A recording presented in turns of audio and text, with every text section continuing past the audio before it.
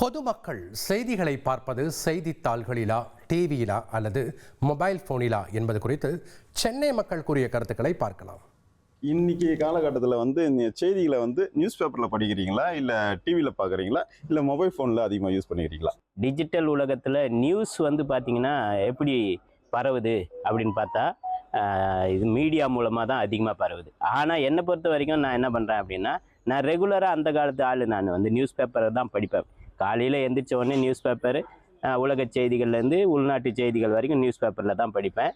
அது அப்படியே மனசில் பதியும். அதிகமாக நாங்கள் மொபைல் ஃபோனில் தான் பார்க்குறோம். ரேராக நியூஸ் பேப்பரை போய் தேடி நாங்கள் பார்க்கறது உண்டு. அதுக்கு என்ன காரணம்னு பார்த்தீங்கன்னா, இப்போ நிறைய விஷயங்கள் பல்வேறு விதமான கொலை வழக்காகட்டும், மிகப்பெரிய ஒரு ஆயத்தமான விஷயங்கள்லாம் நம்ம தெரிஞ்சுக்கணும்னு வச்சுக்கோங்களேன். உட்காந்த இடத்துல இருந்தே ஈஸியாக நம்ம தெரிஞ்சுக்க முடியும்னா அது மொபைல் மூலியமாக தான் தெரிஞ்சுக்க முடியும்.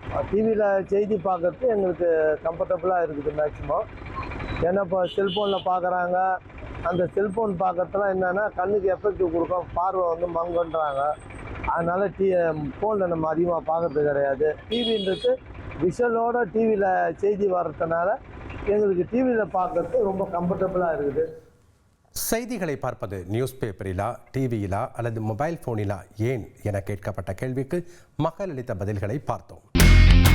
இனி செல்லும் இடமெல்லாம் செய்தி.